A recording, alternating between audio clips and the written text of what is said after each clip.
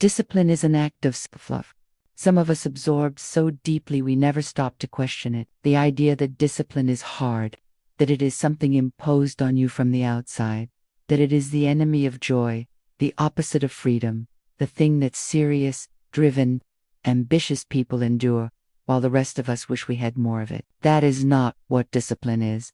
That is a story we were told, and it has been costing us dearly. Here is what discipline actually is.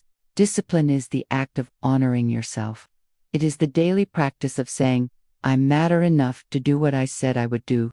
My future self deserves the investment my present self is capable of making. My dreams are real enough, and I am worthy enough to show up for them consistently, even when it is inconvenient, even when I am tired, even when no one is watching. Discipline, at its deepest level, is not about control. It is about love, self-love, real self-love. Now, we throw around the phrase self-love a great deal, and so often it gets associated with rest, with indulgence, with permitting yourself to stop.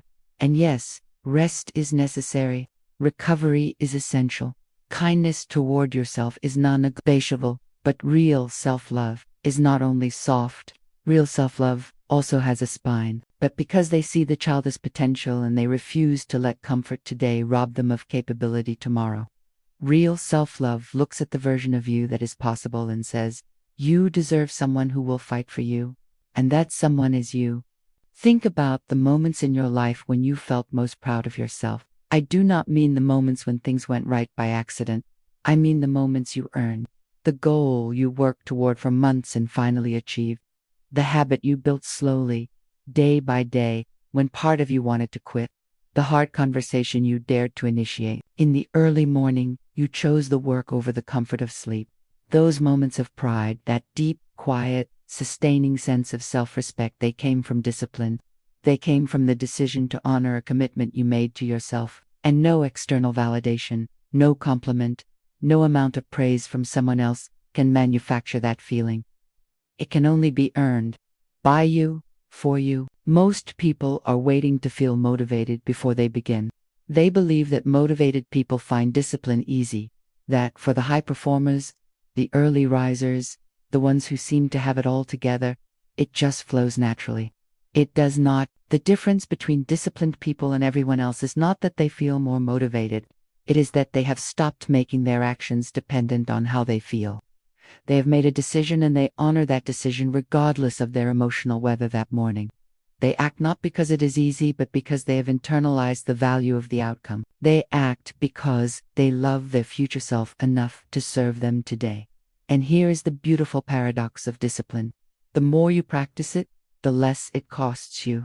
What begins as a struggle, the workout you dragged yourself to, the page you forced yourself to write, the difficult task you started before you felt ready, gradually becomes a rhythm, a part of your identity. You stop being someone who is trying to be disciplined.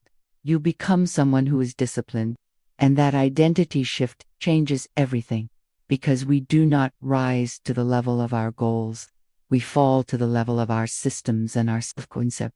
When you see yourself as someone who keeps their word to themselves, keeping your word becomes easier. When you see yourself as someone who shows up, showing up becomes your default. Identity is the foundation, and discipline is how you build it, one kept promise at a time. So here's what I want you to do this week. Choose one commitment, just one, that you have been making and breaking with yourself. One thing you know you should be doing that your future self desperately needs you to start. It could be exercise, it could be learning a new skill, it could be writing, creating, saving, or connecting. Whatever it is, make it specific. Make it small enough to start today, and make it non-negotiable for the next 7 days. Not because someone is holding you accountable, not for the applause, but because you love yourself enough to become the person you know you are capable of being. Discipline is not the price you pay for success. It is the gift you give to yourself. And you are worth every single day of it.